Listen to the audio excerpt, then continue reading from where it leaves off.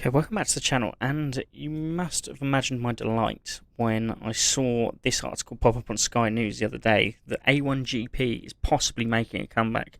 They're looking for another 100 million US dollars to bring that series back, and we can take this car around Brands Hatch, which itself was a track around the A1GP used for its 4 seasons, I believe it had. And so I'm going to explain a little bit about the series and what the new series is going to kind of entail. So, with this car, you had, not this one specifically, this is the closest thing I could actually find to it.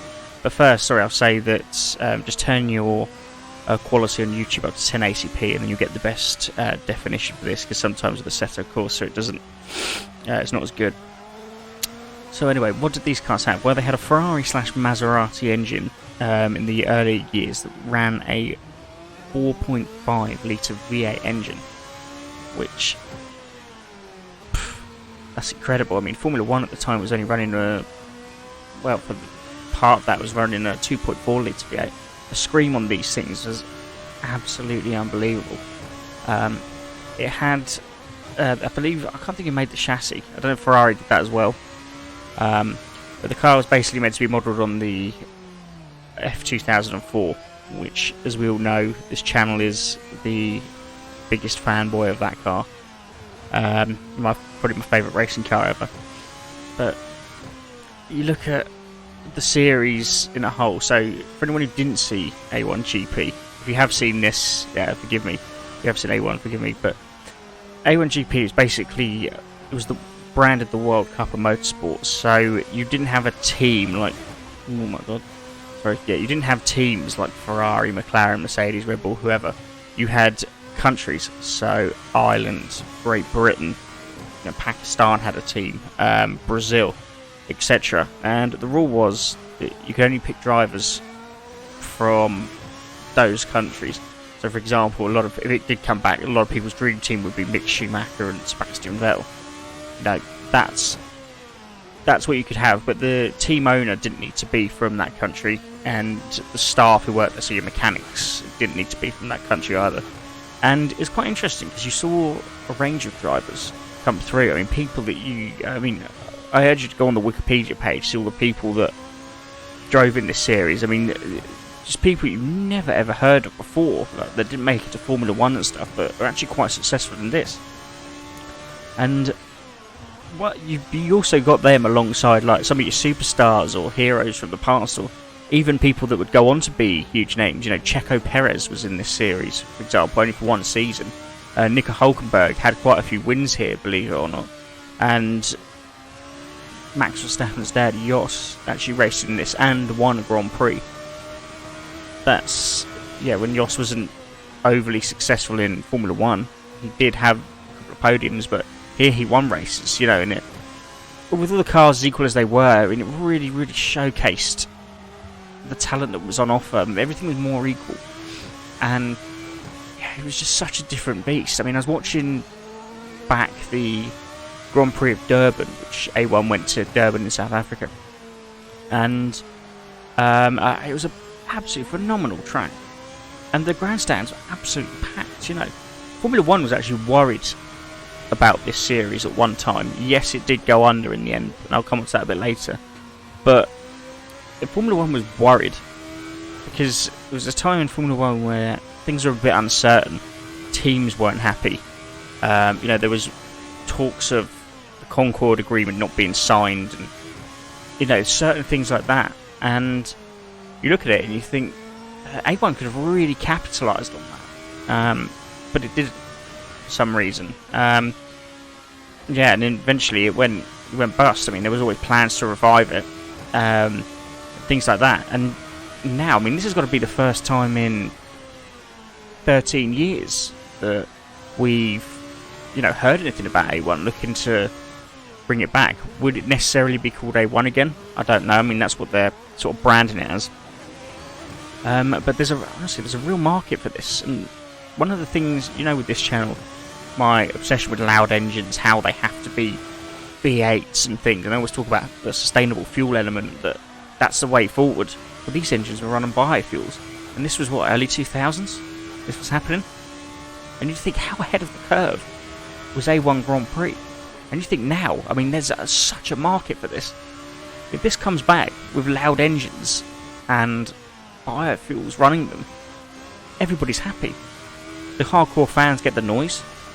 Those who, were worried about the environment, I'm sure some of you may watch this channel, they get what they want.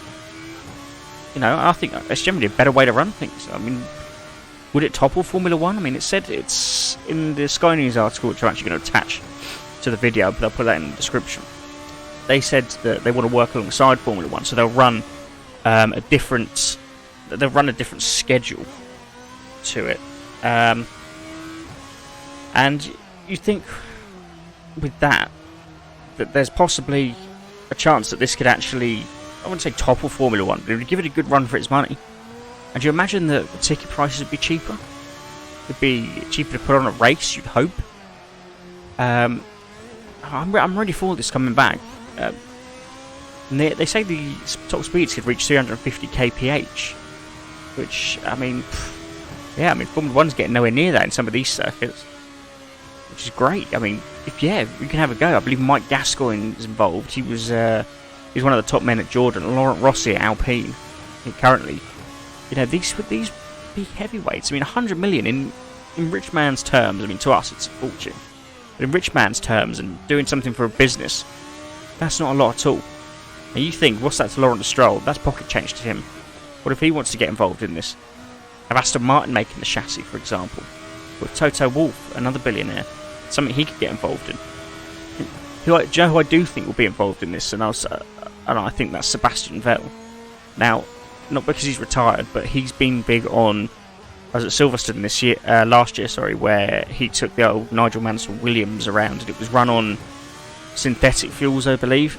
Now, if A1 follows that same, if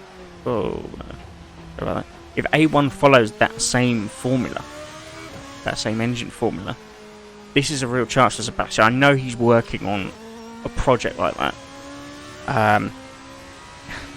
So I could see him getting involved in this somewhere. Whether he'd be driving, I don't know. You have to ask him that, but maybe behind the scenes somewhere.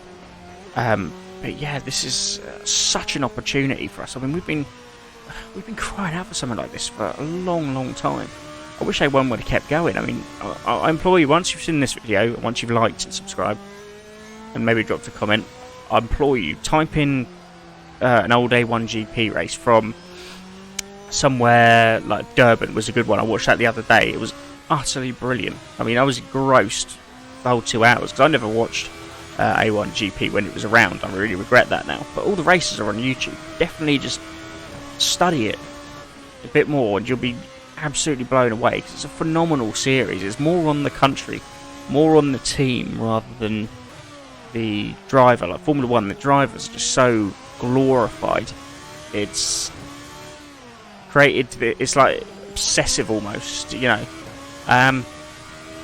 but with this it's more on the team, so say if a driver's one car's chasing another, so it'll be Great Britain chasing Brazil with Ireland in third, or Germany just behind. If they won't mention the driver's name, occasionally they do, but it's all about the emphasis of the team. And I just implore you to watch those other videos after this, and we just got to really hope this comes back, because I hope it would go back to Brands Hatch.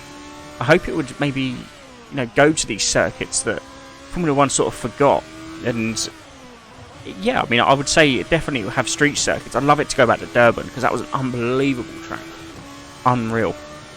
And it's definitely got legs, this series, and we just have to keep an eye on it for when and if it happens. Okay, well, I think I'm going to leave it there. Thanks very much for watching. Please do remember to like, comment and subscribe.